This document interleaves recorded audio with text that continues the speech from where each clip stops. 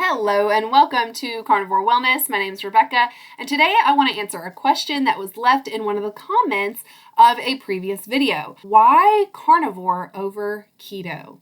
And that's a great question because keto is, I think, in a lot of ways, the gateway, diet way of eating to carnivore. A lot of people go keto before they ever even hear about carnivore.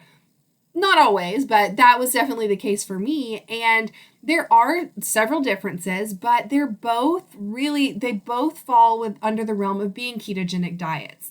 But why would someone want to not eat keto and eat a more restrictive carnivore diet? For me, that answer lies in the cravings. On keto, I will say there is kind of, not always, but there's kind of this wide acceptance of using artificial sweeteners. And that can be problematic for those of us who are unable to moderate foods, and especially for those of us who have a sugar addiction background.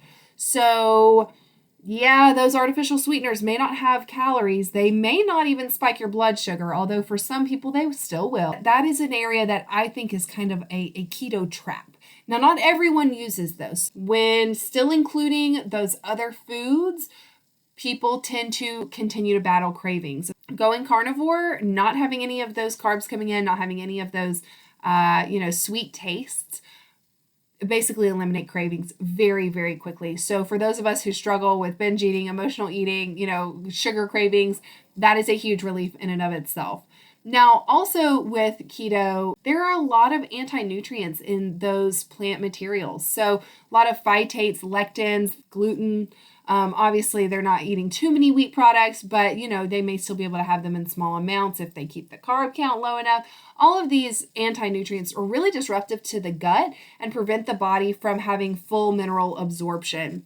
And it's also the plants themselves can cause a lot of digestive distress in that you get a lot of fiber, right? Like the fiber coming in with the plants can cause so much bloating, constipation, really painful gas. That was my experience. So I was on a ketogenic diet 5.5 months prior to starting carnivore, and I know I had lost some fat reserves, but you couldn't tell because by the end of each and every day, my belly was so bloated and so full that I looked probably 6 or 7 months pregnant. I mean, really distended belly, so bloated. And the only time my stomach would be flat is if I would wake up and not eat until about noon. And then, that would give my stomach enough time to kind of deflate.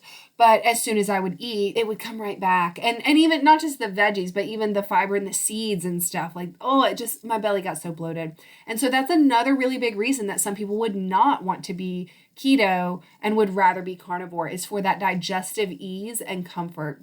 Another big one for me is the tracking. That was one of the things that made keto so unsustainable, is I had to constantly track, had to constantly measure and weigh my food and make sure I was getting those accurate, because if I went over my carb count, then it would kick me out of ketosis, then I wouldn't feel as good, and then there I was feeling bloated and still having sugar cravings, and then suddenly, not having the mental clarity that would come with being in ketosis. It really just made me not feel great. I would say that in not having to track, to still get the benefits of carnivore is tremendous. Maybe you're doing fine on keto, and if keto is working for you, great. Hats off to you. That's awesome. You keep doing you. But if it's not working for you, if you're still having bloating, if you're still having inflammation, if you're still having kind of skin rashes or issues, if you're still having digestive issues, maybe you are still having joint pain, widespread joint pain, those kind of things can be alleviated as you transition to a carnivore diet, because there are not as many the carnivore diet is the most anti-inflammatory way of eating. So when you remove those inflammatory particles from your diet, your body is able to calm its immune response system and heal. So that's why people would perhaps want to go carnivore over keto. And again, I think a lot of people start off doing keto and then they just kind of naturally transition to a more meat-based, like meat-heavy keto. And then maybe they drop out even some more veggies, and then they find themselves in what is now termed the ketovore space. So maybe they're still including some low-carb veggies here and there, maybe they have a little side salad. Maybe they have some broccoli here and there. Maybe they still garnish, some taco meat with a little salsa or something. But by and large, they're eating mostly meat-based. And those people see a lot of improvement. But really and truly, there is a difference in cutting out that last 5% of the non-carnivore foods. That last 5% on carnivore yields 95% of the benefits of carnivore. Don't get me wrong, there is still a lot of benefit in including more meat and saturated fats in your diet. And if you want to do that in the terms of doing a ketogenic diet, by all means do so. But if you're curious about what else can heal, what else would feel better, I'm telling you, that last 5% of cleaning up your diet and going full 100% carnivore yields 95% of the benefits. So check it out for yourself. Maybe you've tried both. Maybe you oscillate between the two, kind of depending on the season. A lot of people will eat more seasonally, so they might include more carbs during the summer and into early fall, and then during the winter they are eating more meat-based. There's several reasons people would want a more carnivore-based approach, and a lot of it comes down to wanting to heal and have the most anti-inflammatory way of eating possible to help allow their bodies to heal and recover fully. And leaving out those irritants from the other non-carnivore foods that are still maintained in a ketogenic diet. So where are you? Have you tried keto? Have you tried carnivore? Was keto your gateway into carnivore, or did you just jump right into carnivore? I'm very curious, and your response might help somebody else. So comment that down below and share with us what your own take on why someone would choose carnivore over keto might be.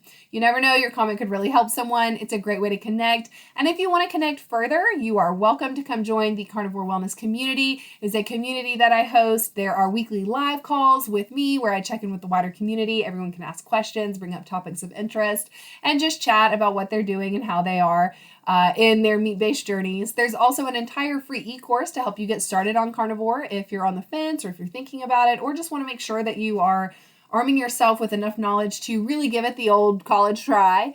And if you want to take it a step further, you're welcome to join the monthly commitment membership. And this space gives you access to our live Zoom call meetings held 3 times a week so that you've got ongoing accountability, support, and encouragement. It's basically small group coaching sessions where folks show up, they share about what they're doing in their carnivore diets, where they are in their journeys, and we just support and encourage each other and, share whatever kind of information we've stumbled across over the last week or so and lift one another up in hope and encouragement and, provide that sense of community that we all desperately need as we navigate this way of eating. There's also a bi-monthly book club that you have access to in that monthly membership space.